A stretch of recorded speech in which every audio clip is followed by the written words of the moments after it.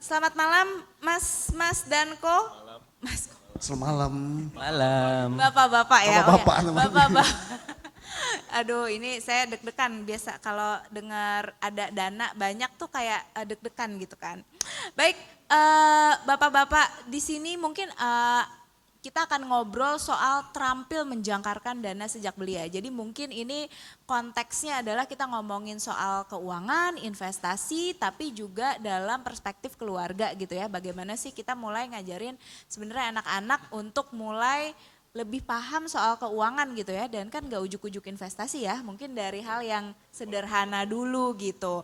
Nah, aku mau bertanya, pertanyaannya untuk semua, yaitu sesuai pengalaman masing-masing, itu bapak-bapak kapan sih mulai mengedukasi anak mengenal uang gitu, di usia berapa dan kenapa? Pertanyaannya langsung saya jawab. Jadi kalau di rumah kami sih sebenarnya belum mengenalkan uang kepada Hana, kepada anak kami. Saya punya anak umur 4,5 tahun perempuan.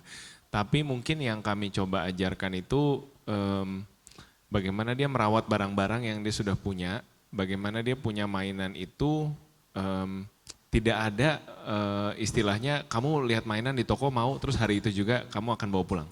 Jadi kita kasih dia kesempatan untuk mikir, oke, kamu bisa dapat mainan kalau dia mau yang agak mahal gitu ya, Lego yang gede, yang jutaan gitu. Oke, boleh, tapi ulang tahun ya. Nanti papa beliin waktu ulang tahun. Tapi hanya satu ya, jadi kan anak-anak berubah-berubah keinginannya. Nanti hari lain dia lihat apa yang lain, Pak aku mau ini nanti buat ulang tahun. Oh berarti Legonya nggak jadi ya. Nah, biasanya dia jadi mikir tuh, Lego atau boneka Barbie ya, Lego atau boneka Barbie gitu. Jadi kita coba memperkenalkan bahwa dia harus menunggu gitu, bahwa menunggu itu baik. Kemudian bahwa merawat apa yang dia sudah punya itu juga penting gitu. Jadi ya ini juga sesimpel habis main dia beresin lagi gitu. Kemudian kalau anak-anak itu kan kadang nggak ngerti cara memainkan sesuatu. Atau dia lihat pajangan di rumah lucu, dia pikir itu patung, boneka, dia pikir itu mainan, diambil diketok-ketok gitu. Ternyata pecah, ternyata rusak gitu. Jadi kita mengajarkan dia untuk memakai barang sesuai fungsinya. Kalau memang itu mainan silahkan dimainkan, tapi kalau itu boneka punya mama yang ada di meja pajangan ya jangan dipegang gitu. Mungkin baru sebatas itu. Untuk dapetin sesuatu itu butuh uang. Walaupun uang nggak segalanya, tapi kalau kita ingin mendapatkan apapun di dunia ya itu butuh uang. Makanya yang paling simpel misalnya kalau mau beli barang ya kita harus punya uang. Nah kalau belum punya ya kita nunggu kata kosem tadi sama kan gitu. Jadi kalau belum punya nabung gitu kan. Kalau misalkan sudah punya perlu dikelola dengan baik. Yang paling simpel karena anaknya baru 5 tahun belum ngerti yang ribet. Paling kita ngajarkan nabung sih. Kalau investasi belum saya ajarkan gitu. Ketika bicara terampil itu kan kompeten. Nah, financial skill itu memang tidak diajarkan di sekolah, betul? Betul. Kita menyadarin. Karena memang tidak ada kurikulum formal terkait dengan sampai anak itu bisa mengelola keuangan secara langsung. Padahal skill itu ada 3 komponen. Knowledge, attitude, skill. Artinya apa? Dia harus tahu secara teoritisnya, akhirnya dia punya kemampuan dan kemampuan itu praktikalnya habit rutin. Itu kan tidak pernah terpola. Ya. Akhirnya apa?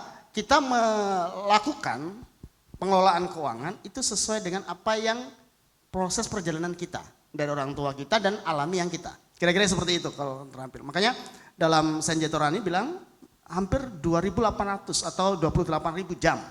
Ya, bahkan dikatakan terampil itu di atas 10.000. Artinya di proses yang jauh. Nah kapan? Nah ini menarik karena memang hampir 10 tahun terakhir kita memang di financial planner itu ternyata mulai dari 6 tahun. Why 6 tahun? Karena selama hampir 10 tahun terakhir memang saya merancang suatu konsep edukasi sampai game boardnya. Game board terkait dengan mainan ke anak-anak. Kapan sih dia bisa melakukan atau diajak nyambung? Nah, kalau saat ini ketika usia 25 ke atas sedangkan karakternya sudah terbentuk, kira-kira susah enggak? Susah. Karena karakter, habit, belief sistemnya sudah terbentuk. Nah, kalau sisi anak, usia 6 tahun, kenapa secara saintifiknya otak dan mekanisme dalam otaknya itu sudah sempurna. Yang kedua, dia sudah mulai mengerti angka-angka, sudah mengerti instruksi dan bisa diajak komunikasi. Nah, itulah kenapa mulai sejak 6 tahun kita. 6 tahun itu biasanya kelas 1 SD atau TK besar gitu ya.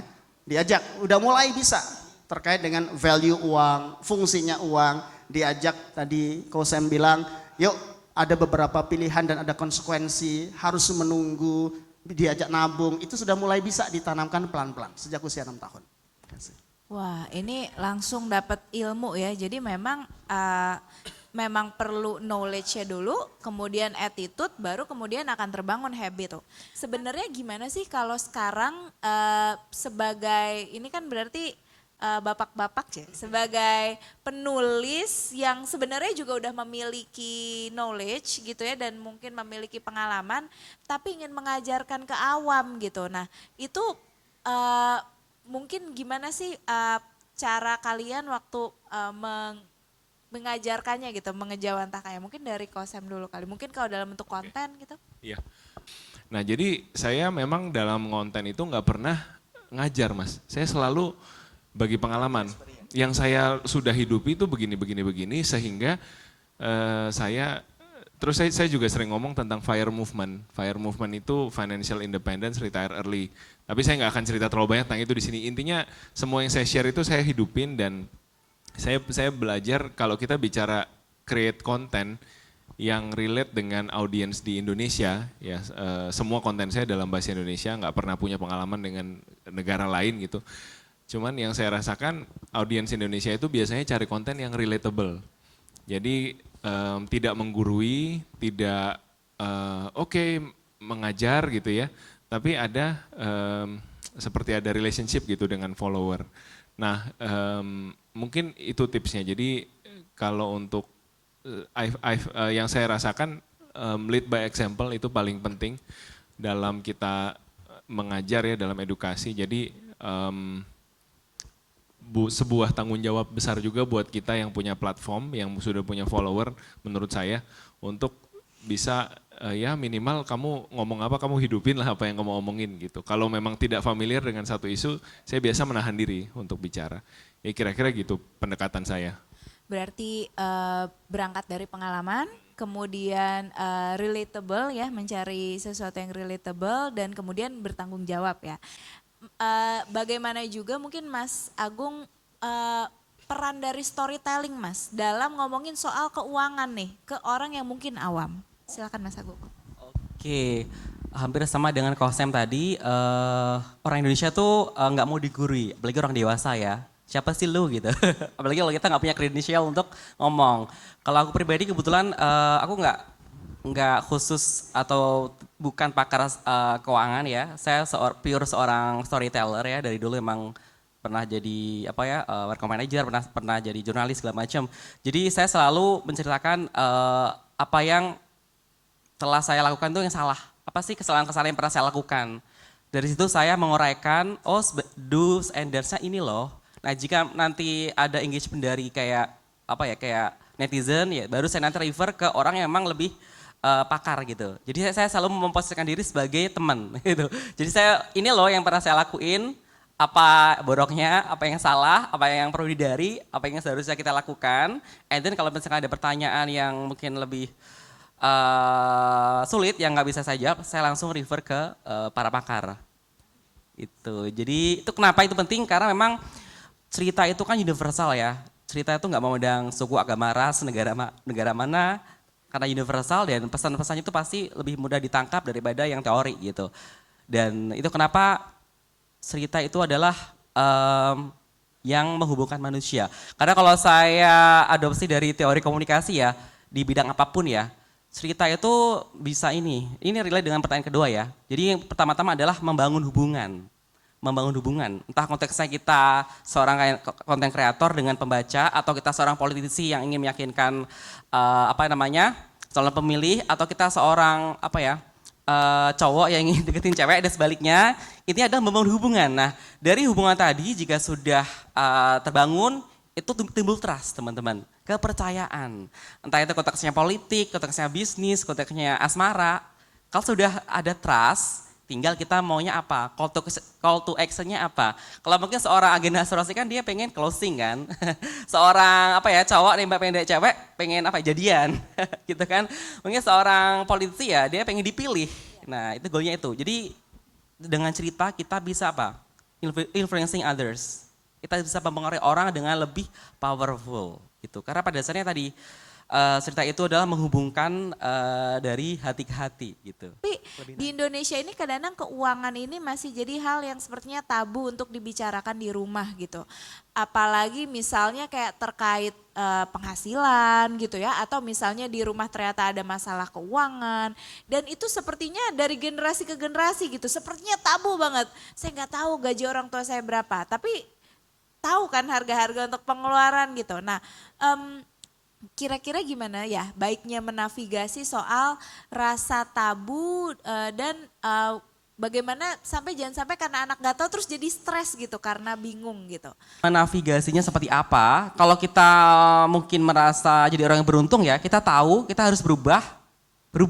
Masalahnya adalah kita tuh nggak nyadar, kita tuh harusnya berubah tapi kita nggak pengen berubah.